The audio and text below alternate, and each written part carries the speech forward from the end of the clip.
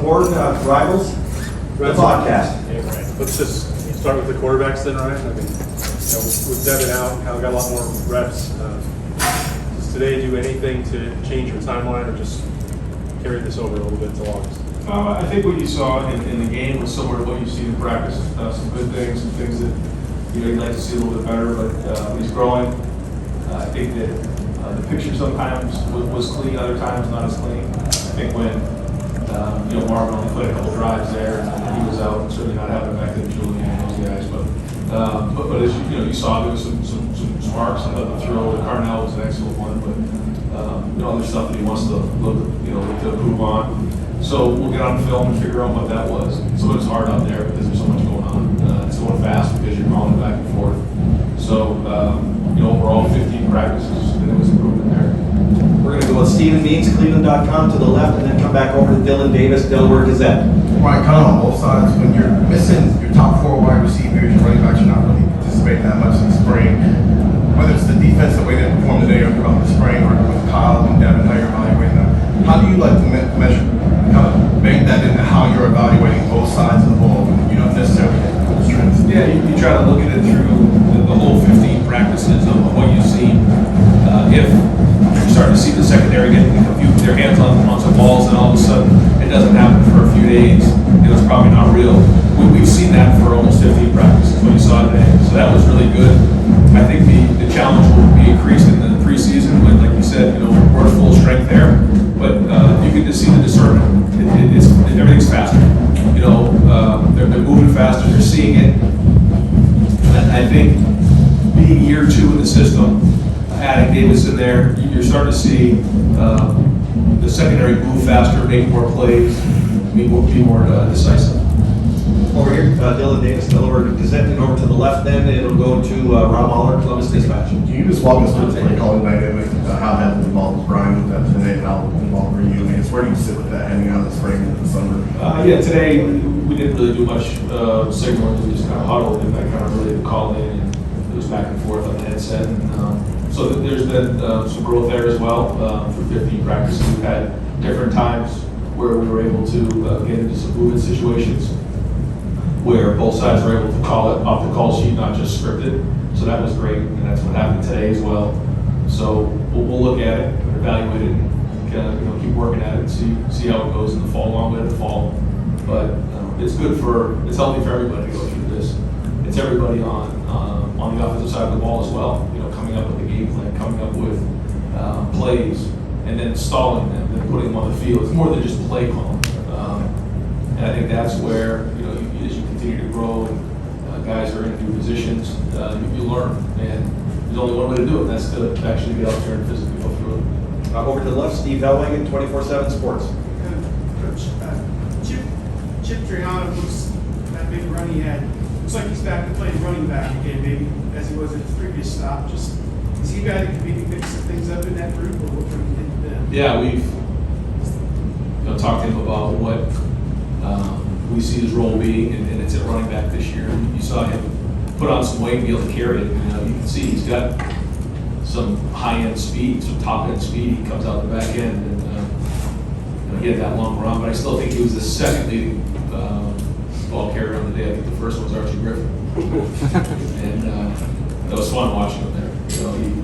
I think next year is the 50th anniversary of his first Heisman, so we wanted to make sure he came back for that one. And so that offense needed a little help at that point too, right around the 30-yard line. So we felt like we called into the bullpen and pulled in 45, so that was good. But no, Chip has done a nice job. He's changed his body a little bit, got stronger. He's a load in there. You can see him hit it. So he has big playability. There were things that he did in the games that he played in last year that we liked, and so we're going to keep building on that. Over here to the right, Bill Rabinowitz, Columbus Dispatch. Ryan, the offensive line has been a big issue all spring. What did you see today? How concerned are you overall? Inconsistent. I thought that there was some good things, but we need more consistency there. The good news is on defense, we're getting in the backfield and creating confusion and chaos. So it's one of those things where... One more reminder, fans, about the Cohesion Foundation 50/50 raffle. It is now closed for the day. And we thank all of you who participated in the raffle. I got it, Jerry. can't escape it. You're not checking your numbers, are you? See Austin. What was the question? About the offensive line. Yeah. So, good to get to see the defense make some plays, and that was good, but we need more consistency there.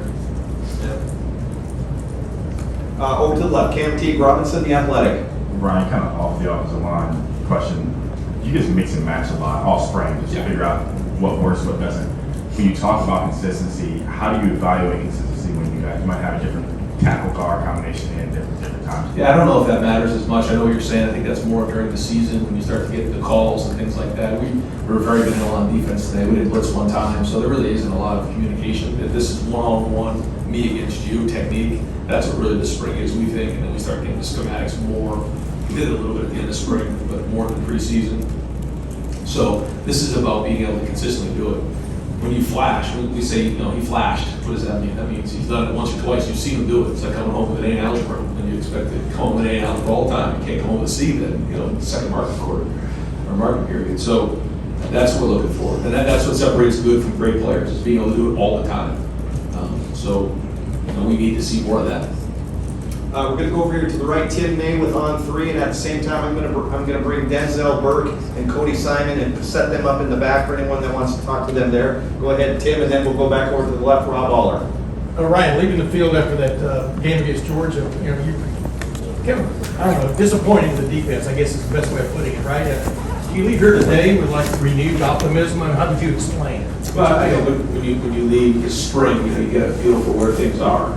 And when you start this spring, it's hard. I think you hear, me say or us say that, we'll get through the spring and we'll have a better feeling. So coming out of the spring, I think the first thing was the back end explosives. You saw today we didn't really give up a lot of explosives, maybe just a couple down in the second half. And that's important for us. Is we expect to score a lot of points on offense, and if we can avoid explosive plays, then that's a recipe for winning, which that was the idea in 2019, and we need to continue to do that. So as we come out of the spring, we'll evaluate it. We'll go through each position, but there's reason for optimism for sure. Real quickie, when you evaluate Cal today, you keep in mind that there was very little time sometimes to get things done. I mean, how do you balance all of that? Oh yeah, you take all those things into consideration. Yeah, for sure. It was. I know Devin was excited about playing in this game, so not being able to was disappointing for him. But I thought, Tristan and Kyle both, were out there competing. It wasn't always a clean pocket, wasn't always a clean look on the back end. But I did like the throw he had for the touchdown. Those were, being able to make those throws were big down the field. And when you have an opportunity to make those downfield throws, that's been the difference for us. That when we were explosive, we're our best football. So that was a step in the right direction. Oh, will y'all huddle in the fall? What's that? Will y'all huddle in the fall? A little bit here and there, yeah, but not as much as today. Over to the left, Rob Aller, Columbus Dispatch. Yeah, Ryan, every team is unique. Every team has its own identity. I think last year leadership was a big bulk. Is it too early to say what the identity of this team is? Maybe not on the field, but behind the scenes? No, it's something that we wanted to forge early in the off season, and it was about competing. We've talked long and hard about how there's difference between hard work and competing. Everybody's working hard. Without it, you don't have a chance. But competing means winning or losing. And so we had a lot of win or loser. I think you guys were a couple of the practices. You heard that all the time: win or loser, compete. We have another message that we want to get in the summer. We'll get into that down the road. But it's been about competing. And when you go against your clone, when you go against your equal, when talent's equated, what are you going to win? What's your edge? And so that's been a huge message for us and a focus and emphasis. How is the leadership? I know you developed it last year with some stuff you did. Is it carried over, or do you have to kind of start from scratch on it? Well, we did the same thing we did the year before. So we went through the leadership, voted on that leadership committee, drafted squads, and I thought it was excellent. We're going to do that again. So we start again right after the spring.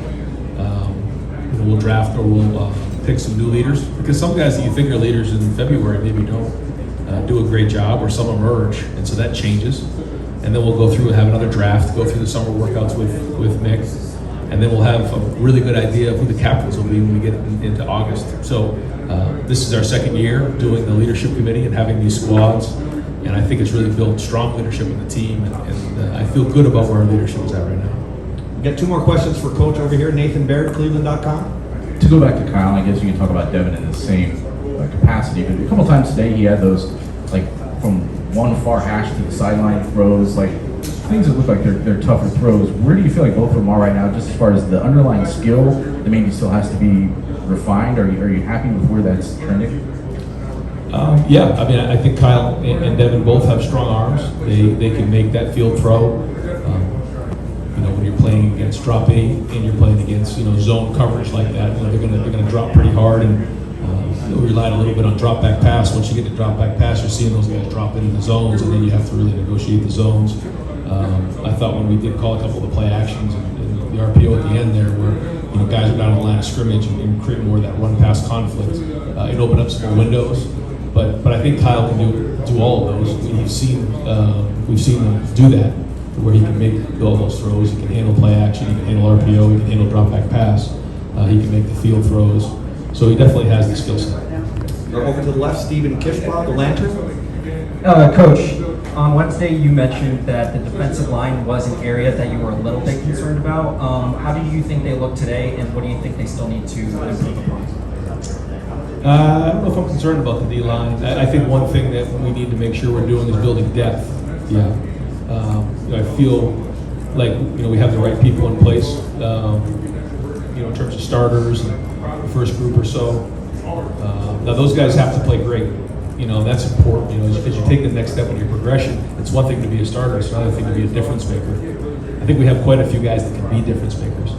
I think you're referring to the depth. And we like to play a lot of depth here. It's a long season. So that's an area that we got to continue to see improvement. But guys like Kenyatta Jackson stepped up, and we need more and more of those guys to do that in the D-line. And final question for Coach over here to the right, Tony Girdman, Buckeye Huddle. Right, CJ Hicks today, is that flashing or is that consistency? Just what have you seen from him today, this spring? If that's who he is, how do you find time for him this season? I'm going to put a new category in there. He flashed more today. So, we're still looking for that consistency. But you're starting to see it more and more. He's making plays. He's showing up. And I think, Jim and James are both doing a great job with him. Is there, is he a gamer more than a practicer at this point, or is it just you?